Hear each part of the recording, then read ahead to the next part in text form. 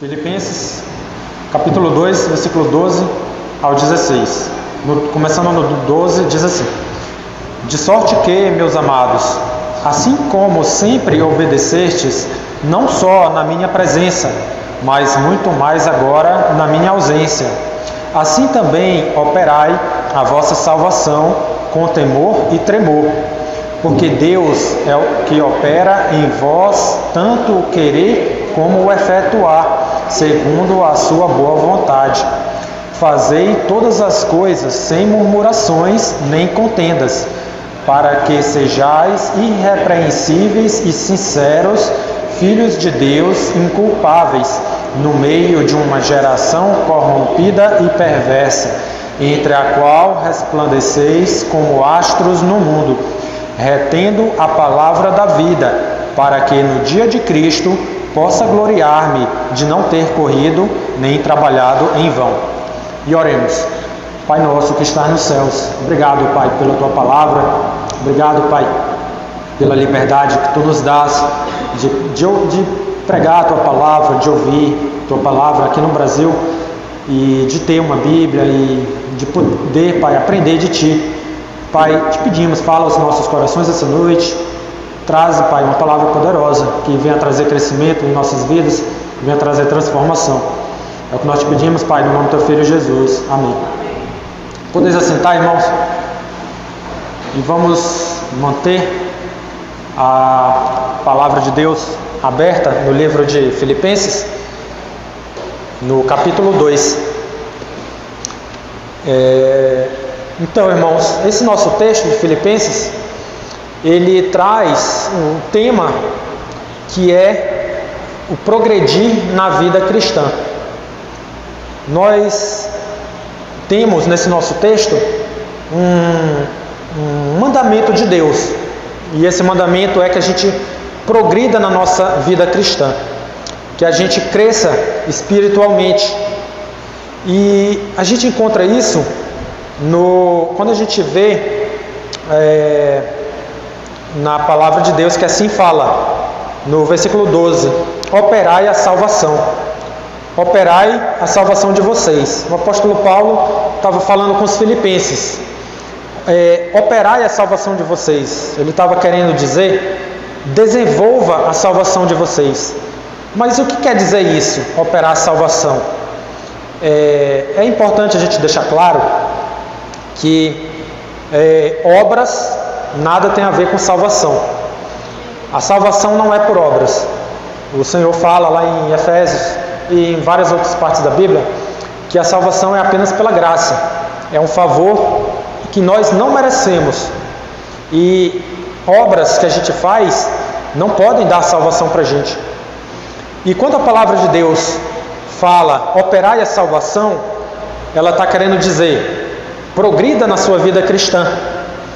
Ela está querendo dizer o seguinte: você foi salvo, agora cresça espiritualmente. Isso quer dizer operar a salvação.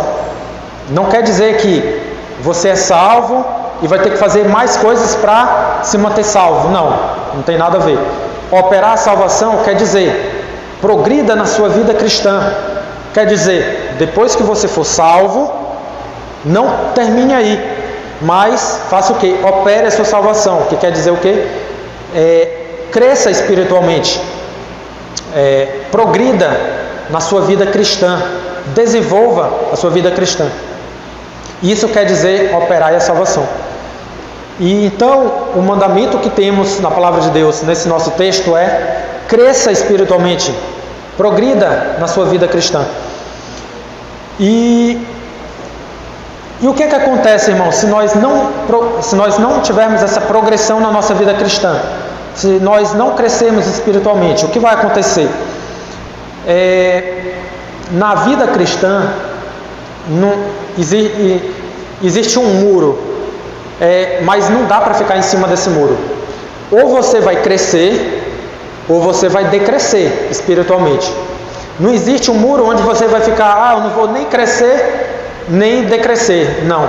Na vida cristã, ou você cresce, ou você vai decrescer. E quando o Senhor Deus fala: cresça espiritualmente, Ele está falando isso Porque é muito importante para a gente crescer espiritualmente. E se a gente não crescer espiritualmente, a gente vai decrescer espiritualmente, a gente vai se afastar de Deus. Então é muito importante que a gente progrida na nossa vida cristã. É muito importante, porque não dá para ficar em cima do muro. E se nós não crescermos espiritualmente, se a gente não operar a nossa salvação, se a gente não progredir na nossa vida cristã, o que é que vai acontecer? A gente vai, se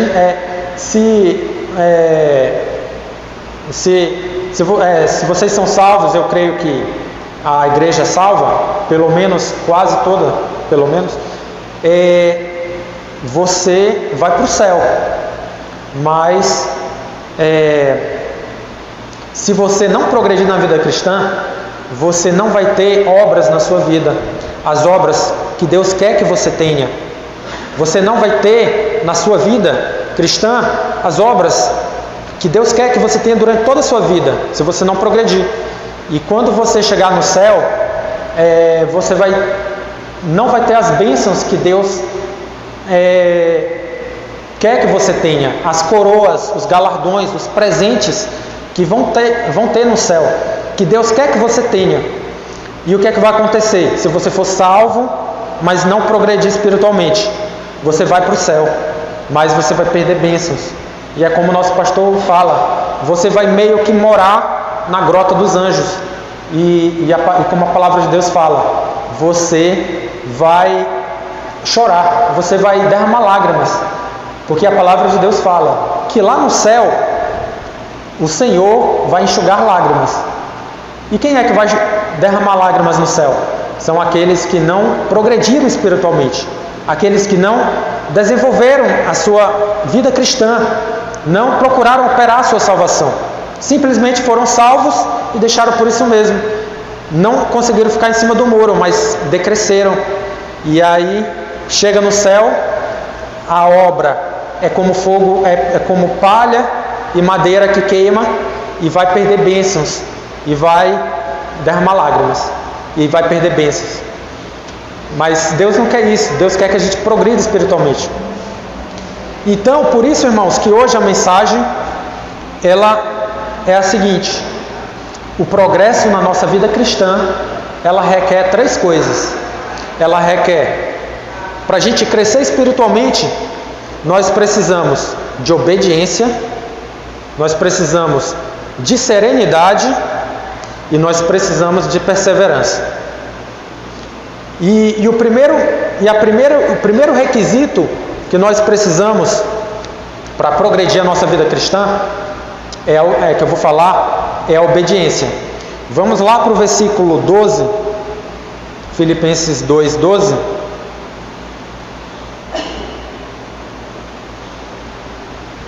Filipenses 2:12, que a gente já encontrou essa passagem que fala de operar a salvação, mas vamos ler aqui. Fala assim: de sorte que, meus amados, assim como sempre obedecestes, não só na minha presença, mas muito mais agora na minha ausência, assim também operai a vossa salvação, com temor e tremor. Então, inicialmente, o apóstolo Paulo fala aos filipenses: olha, operai a vossa salvação, que quer dizer progredir espiritualmente, crescer espiritualmente. E o apóstolo Paulo, quando ele escreveu aos filipenses, ele estava preso, ele estava em Roma, e a carta aos filipenses é conhecida como uma das cartas da prisão. E o apóstolo Paulo ele conhecia a realidade lá dos filipenses. Como eu tinha falado 2 semanas atrás, no culto de domingo, Filipos era uma cidade que foi promovida à colônia de Roma.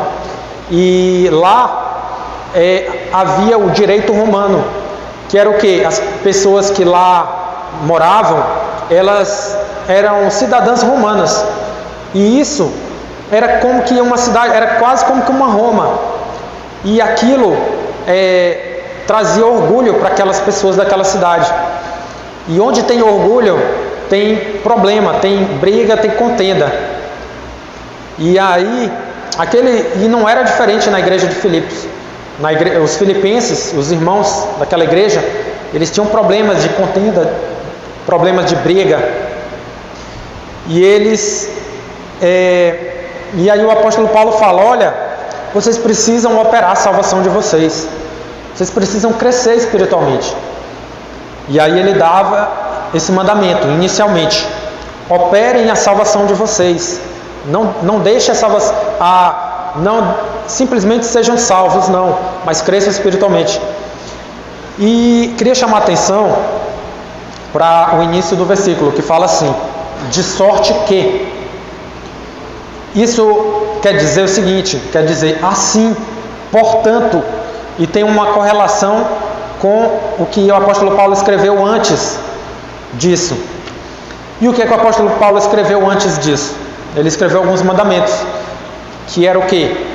O apóstolo Paulo tinha falado aos filipenses: olha, vivam em unidade, não busquem os interesses de vocês, mas busquem os interesses dos irmãos da igreja, daquele que está ao seu lado, aquele irmão, considere ele superior a você mesmo.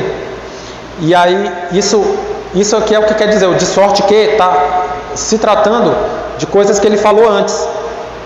E o que é que ele falou? A gente encontra no versículo 3, no versículo 5 ao 5, da segunda parte do versículo 3, a gente encontra assim: cada um considere os outros superiores a si mesmo. Não atente cada um para o que é propriamente seu, mas cada qual também para o que é dos outros, de sorte que haja em vós o mesmo sentimento que houve também em Cristo Jesus. Então o apóstolo Paulo estava falando: olha, considere os outros superiores a vocês mesmos, falando dos irmãos da igreja, aquele que está do seu lado. Não atente para o que é seu, mas atente para a necessidade do seu irmão que está ao seu lado, né? E aí ele falou do exemplo de Jesus, aquilo que a gente já viu, aquilo que a gente já conversou 2 semanas atrás. Então o que é que acontecia lá em Filipos? Havia um verdadeiro mundanismo na igreja. Agora, esse mundanismo, eu não quero dizer que assim, não necessariamente que aqueles irmãos ou que as mulheres se vestiam de forma mundana, ou que os homens falassem palavrões, alguma coisa assim, não. Quando eu falo havia mundanismo naquela igreja, eu quero dizer que o modelo de vida daqueles irmãos era um modelo egoísta, que imitava o mundo. Eles imitavam o modelo egoísta do mundo, de olhar só para si e não olhar para os irmãos ao seu redor. E o apóstolo Paulo falava: olha, atente para o seu irmão, né? Tem aquele irmão lá com uma dificuldade, está passando alguma dificuldade, aí você olhar para aquela dificuldade do irmão, né? E, enfim, atentar mais para considerar o irmão até mais importante que você, ele fala. E é interessante a gente lembrar o exemplo de Jesus, né? Como a gente viu naquela pregação antes, que Jesus ele se esvaziou da sua glória pensando em nós. E Jesus ele saiu lá do céu, veio aqui para a terra e veio ser um carpinteiro e abandonou toda aquela glória dele, de Deus, para ser um carpinteiro aqui na terra. Por quê? Porque ele estava pensando em nós. E a gente não deve esquecer o exemplo de Jesus. E no versículo 12, vamos dar uma olhada no final do versículo.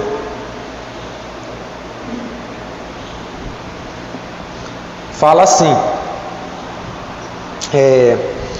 assim também operai a vossa salvação com temor e tremor. Quando isso com temor e tremor quer dizer, irmãos, que tudo isso, esse mandamento, da gente operar a salvação, tudo isso depende de Deus.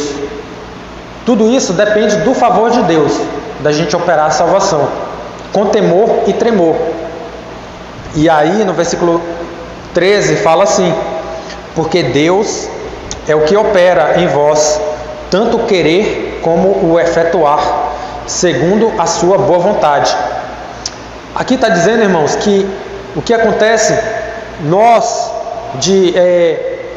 a possibilidade da gente crescer espiritualmente, da gente progredir espiritualmente, com temor e tremor, isso quer dizer que é Deus que nos ajuda a crescer espiritualmente. É Deus que nos impulsiona a obedecê-lo, a fazer a sua vontade. E quando ele fala, operai a vossa salvação com temor e tremor, é porque é o Senhor. A gente tem que reconhecer que nós operamos a nossa salvação. A gente entende a importância de crescer espiritualmente, mas a gente deve entender que é Deus que nos ajuda, é Deus que nos impulsiona a servi-lo.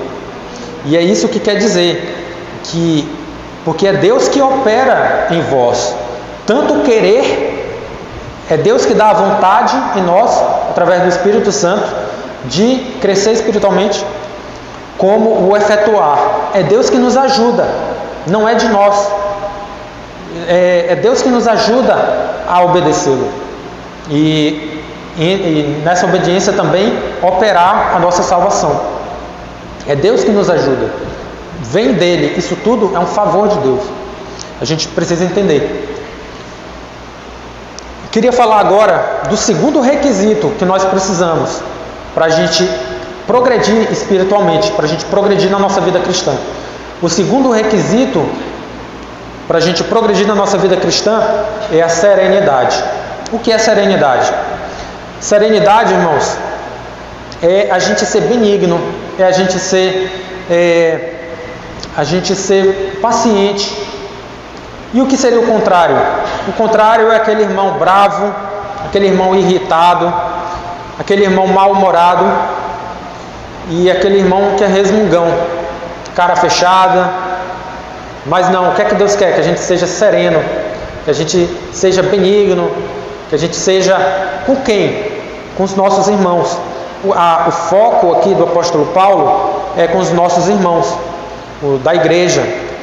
Principalmente no que diz respeito ao convívio eclesiástico, que é esse convívio entre irmãos, quer aqui na igreja, quer em algum, por exemplo, no retiro, né? Então, ou seja, o que o apóstolo Paulo está falando, para você progredir espiritualmente, você precisa ser sereno, você precisa ser benigno com seus irmãos, precisa ser paciente. Ser sereno é isso, que é o contrário de ser irritado, bravo, mal-humorado e resmungão. E onde a gente encontra isso? Vamos lá no versículo 14.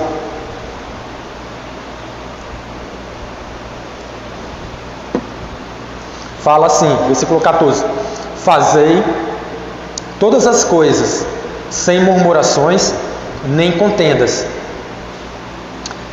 Essa palavra murmurações, ela é do grego gongismos, e ela quer dizer, murmurações pode querer dizer, você, por exemplo, está reclamando no seu íntimo da vida, você reclama da sua vida, você reclama do seu trabalho, você é um murmurador, está sempre reclamando, mas ela também quer dizer, no contexto, olhando para o grego, ela está principalmente querendo dizer murmurações contra irmãos, murmurações contra o irmão da igreja. E essa murmuração contra o irmão da igreja, também no nosso contexto, ela quer dizer também a nossa famosa fofoca, né? Também quer dizer isso, né? E o apóstolo Paulo está falando, olha, se você quer crescer espiritualmente, você tem que tirar toda a murmuração e aqui o foco principalmente contra o seu irmão. E isso inclui reclamar do irmão, está reclamando, mas principalmente no sentido de fofoca. Então não pode ter, irmãos, fofoca entre irmãos. Isso não agrada a Deus, e isso é como uma doença que vai impedir você de crescer espiritualmente. Não pode haver a murmuração. E infelizmente a gente vê quem é muito vítima de fofoca, muitas vezes são líderes de igrejas, né? Líderes da igreja do Senhor. São que muitos sofrem, né, com fofoca. E quando há a fofoca, infelizmente fica um clima pesado na igreja, fica um ambiente desagradável, e aquela coisa toda, e os irmãos olham diferentes uns para os outros. E isso não pode haver, irmãos, porque, como eu falei, isso é como veneno, isso é como uma doença que vai atrapalhar a gente de operar a nossa salvação, de crescer espiritualmente. E isso vai atrapalhar, no fim, vai atrapalhar a gente de receber as nossas bênçãos lá no céu. Então a gente tem que estar atento para isso. A gente não pode ter murmurações. Como aqui fala, fazei todas as coisas sem murmurações. E também continua, fazei todas as coisas sem murmurações, nem contendas. Contendas é o que? Contendas são discussões, são brigas, são rixas, e é bater boca, discutir, né? É uma coisa muito comum em igrejas, discussões, brigas, bater boca, né? Tem igreja que chega a extremos, né? Tem irmão que pega em cadeira para atacar no outro, isso acontece em algumas igrejas, né? Mas ao que a gente vê aqui no texto de Paulo aos Filipenses, parece que não tinha isso em Filipenses, mas parecia que tinha brigas, os irmãos discutiam entre si, né? Brigavam, talvez um xingava o outro, tinha um maior bate-boca, discussão, briga. E aí o apóstolo Paulo falava, olha, vocês não podem ter contendas. Se vocês tiverem contendas, vocês não vão crescer espiritualmente. Não pode ter contendas entre vocês. E por que, irmãos? Por que o apóstolo Paulo ele dá uma explicação? Por que não pode ter essas contendas, essas murmurações? Ou seja, por que nós devemos ser serenos, benignos, amáveis com os nossos irmãos e deixar de fora toda essa tendência a brigar, a ser resmungão, ser irritado, toda essa coisa? Por quê? Ele fala aqui no versículo 15, fala assim, vamos lá para o 15: para que sejais irrepreensíveis e sinceros, filhos de Deus inculpáveis, no meio de uma geração corrompida e perversa.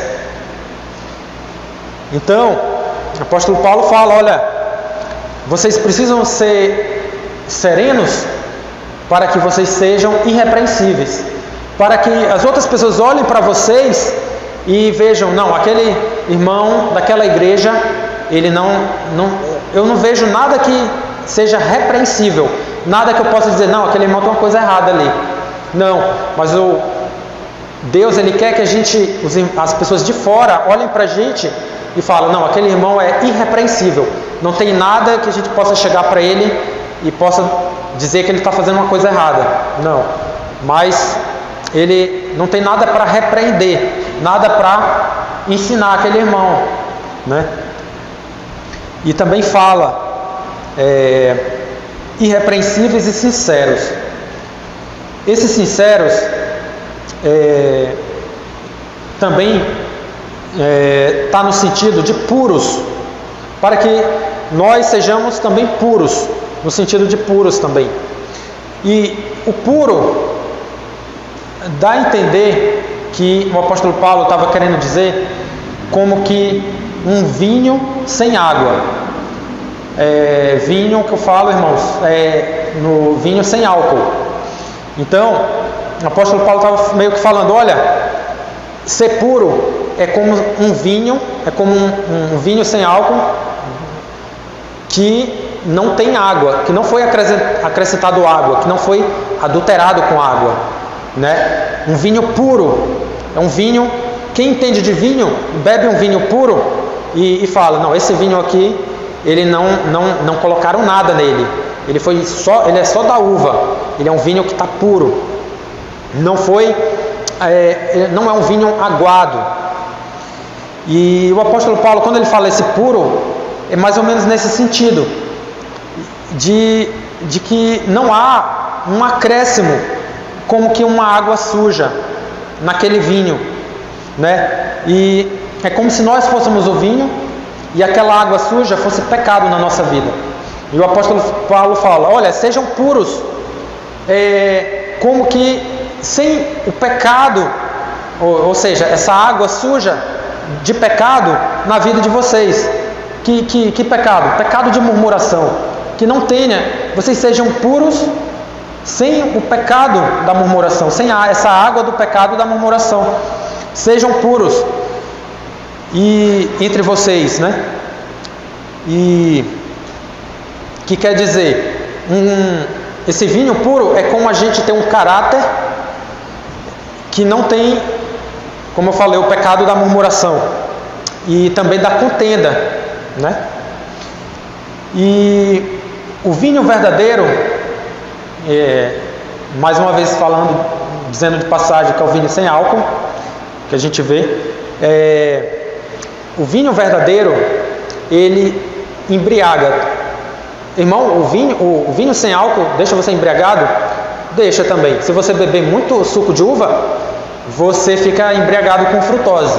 Eu não recomendo, é uma coisa que faz mal. Depois, quem quiser detalhe, eu posso falar depois. Mas o vinho, ele pode embriagar.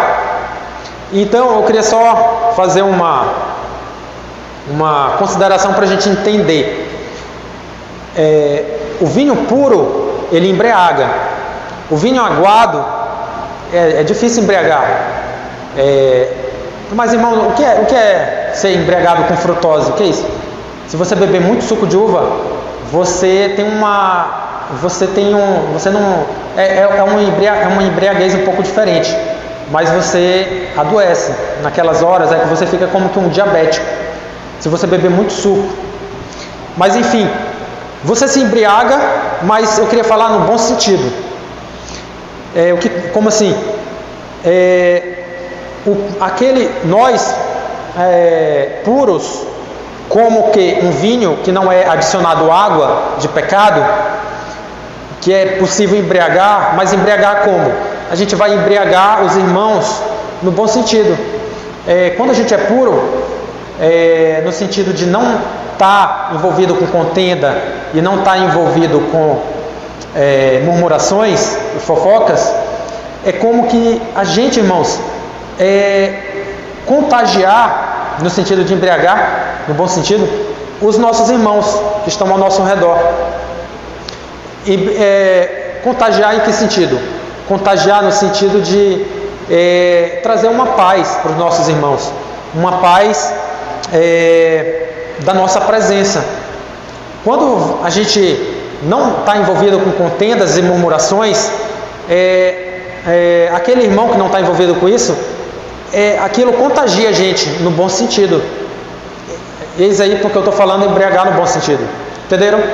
Espero que sim. Senão a gente vai ouvir de novo a pregação depois. Eu acho melhor não repetir, não. Eu acho que vocês entenderam. Enfim, vamos lá, continuar. Então é isso. Diferente daquele irmão que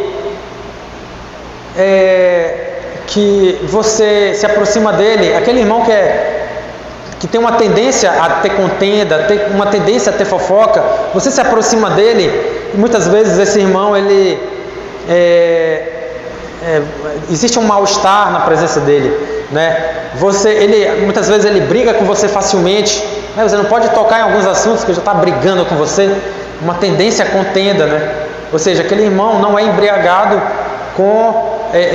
não embriaga você com aquele, no bom sentido, né, trazer aquela paz para você, né? E muitas vezes aquele irmão chega perto de você e já começa a falar mal de alguém, né? Começa a entrar naquela fofoca, ou seja, é aquela presença desagradável, né? Que não embriaga você no bom sentido. Como que um vinho puro, mas é um vinho misturado com água, que é desagradável, né? Que no final não traz aquela alegria que contagia você, que embriaga você. E aí, queria chamar a atenção agora para o versículo 15, que fala assim: para que sejais irrepreensíveis e sinceros, ou seja, puros, filhos de Deus, inculpáveis, no meio de uma geração corrompida e perversa.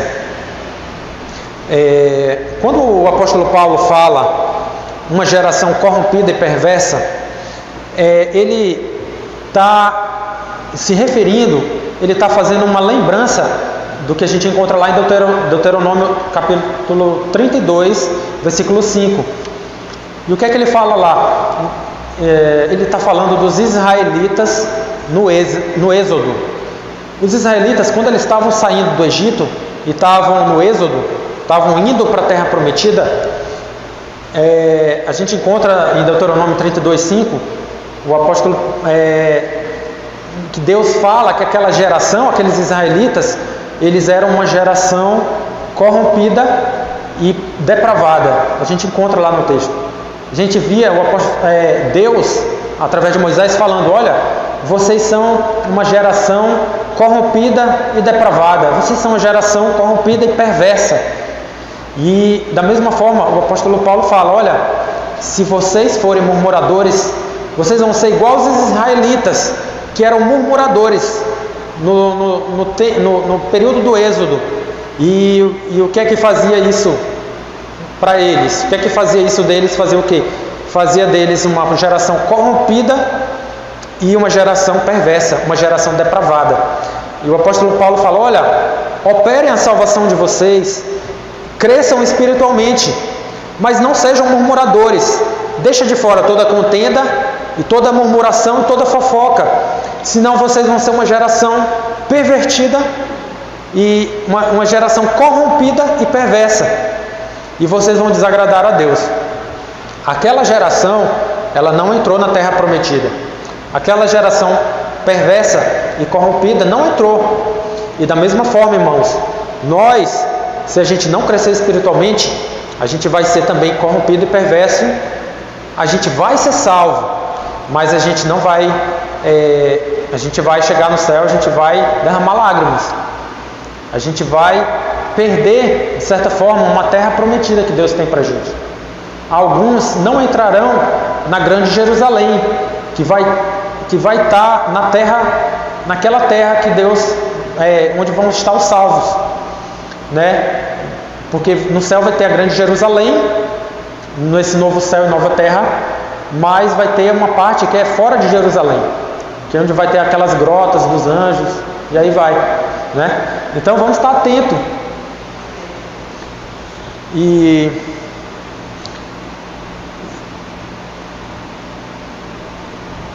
deixa eu beber uma água. Então, irmãos, esses são traços do mundo. A gente vê, mas o que são esses traços do mundo? Os traços do mundo é justamente a gente, aqueles irmãos que são murmuradores e tem problema com contenda e fofoca. Isso também são traços do mundo que a gente deve evitar, né? E por falar em mundo, esse mundo que a gente vive, irmãos, é um mundo que odeia Deus. Esse mundo que a gente vive não quer saber de Deus, né? E a gente tem que, como a gente viu no nosso texto, a gente tem que se afastar do mundo, no que diz respeito a esses comportamentos dentro da igreja. E por falar no mundo, existe até um exemplo de uma faculdade, essa faculdade que se chama Unicamp, que é uma faculdade estadual de Campinas. Lá na Unicamp, um dia desse, tiveram estava programada uma conferência sobre o quê? Sobre o tema era comprovações científicas da existência de Deus e do criacionismo, da criação da terra por Deus. E naquela faculdade, eles iam chamar um cara um pregador, um grande estudioso dos Estados Unidos, que ia pregar naquela faculdade sobre comprovações científicas da existência de um Criador, né? Muitas vezes eles não chamam necessariamente de Deus, mas existem cientistas que acreditam que Deus existe, e eles provam isso cientificamente. E o que foi que aconteceu naquela faculdade? Um grupo de ateus se levantaram e fizeram de tudo para que não houvesse aquela conferência. E aí a pressão foi tão grande que a reitoria acabou cancelando aquela conferência. E aí o palestrante dos Estados Unidos, que era um cientista, um físico, que tinha um grande currículo, que ia pregar sobre criacionismo, ia de forma científica provar a existência de Deus, de um Criador, acabou tendo que cancelar a passagem dele, cancelou a viagem dele, e houve uma crítica, né, contra aqueles ateístas. Poxa, parece que a gente está voltando ao tempo da Inquisição, onde vocês reclamam, né, que muitas vezes reclamam daqueles que acreditam em Deus, reclamam que no tempo da Inquisição havia uma certa imposição no caso, às vezes eles se referem à Igreja Católica. Mas o que é que acontece hoje em dia? Tem pessoas que não acreditam em Deus, que da mesma forma querem impedir pessoas de falar simplesmente de forma científica sobre Deus, né? E houve uma crítica, foi até para uma revista, e pessoas criticavam, né? E o que é que a gente vê? Aquelas pessoas ateístas que não creem em Deus, a Bíblia até fala, diz o louco no seu coração, não há Deus. E é uma verdadeira loucura não acreditar que não existe um Deus. Deus fala isso na palavra dele. Mas o que eu quero falar, irmãos, é o seguinte, que existe essa visão do mundo, né, que a gente deve se afastar.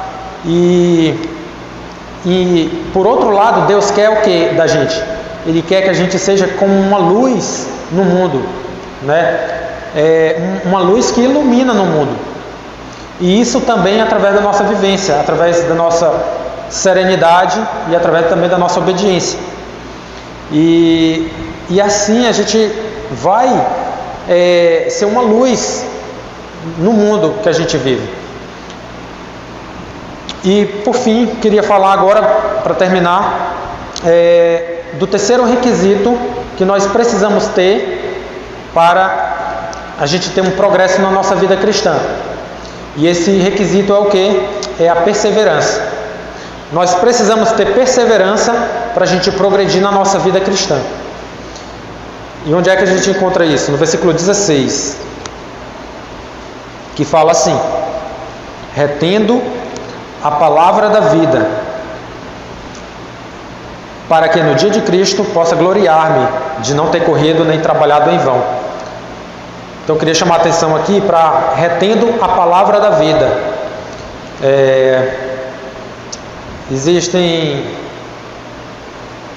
Pode ser traduzido também da seguinte forma: retendo firmemente a palavra da vida. E isso, irmãos, o que quer dizer isso? Reter firmemente a palavra da vida quer dizer, irmãos, a gente se apegar à verdade do Evangelho. Para a gente crescer espiritualmente, a gente precisa se apegar à palavra de Deus, e principalmente à palavra do Evangelho. E no mundo, irmãos, que a gente vive, a gente tem poderosos, pessoas que lutam para abafar a palavra de Deus. Mas Deus fala: não, olha, vocês retenham a palavra da vida, retenham a palavra, principalmente a palavra do Evangelho, não desistam dela, retenham essa palavra. Existe uma pressão no mundo para a gente abandonar essa palavra, e essa pressão é de várias formas, né? Mas Deus fala, olha, se você quer crescer espiritualmente, você precisa reter essa palavra, guarde ela com você, não abandone a palavra de Deus, retenha, seja perseverante com a palavra de Deus, senão você não vai crescer. Retenha e você vai crescer espiritualmente. E porque, irmãos, fora dessa palavra só há podridão, só há sujeira, né, que está no mundo. Se a gente não reter, a gente vai se contaminar. A gente precisa guardar essa palavra e a gente precisa segurar essa palavra com a gente até a morte. E existe um exemplo, existia um grande pregador, o nome dele era Spurgeon. O Spurgeon, no dia que ele morreu, ele era um grande pregador, ele era fiel, e ele foi fiel até a morte. E no dia que ele morreu, no enterro dele, havia um pregador, e aquele pregador, ele pregou da seguinte forma: Spurgeon, você guardou até aqui a sua palavra, guardou até aqui a sua espada. E qual era a espada dele? Era a palavra de Deus. Ele podia dizer aquilo de Spurgeon, que até aquele dia da morte dele, ele guardou a espada dele. E aí aquele pregador falou assim: a sua espada finalmente caiu. E quando é que ela caiu? Quando é que a nossa espada tem que cair? Só no dia que a gente morrer. Até que a gente morra, a gente tem que guardar essa palavra, guardar firmemente, e principalmente a palavra do Evangelho, né? A verdade do Evangelho. E nós precisamos ser fiéis a essa palavra. Então, concluindo, nós, irmãos, nós progredirmos espiritualmente, para a gente crescer espiritualmente, a gente precisa de 3 coisas, 3 requisitos, que é o que? Obedecer, ser obediente. A gente precisa ser sereno e precisa ter perseverança. Perseverança retendo a palavra de Deus. E assim a gente vai amadurecer espiritualmente e vai poder crescer e vai poder chegar no céu e ter bênçãos. Amém? Oremos. Pai nosso que está no céu.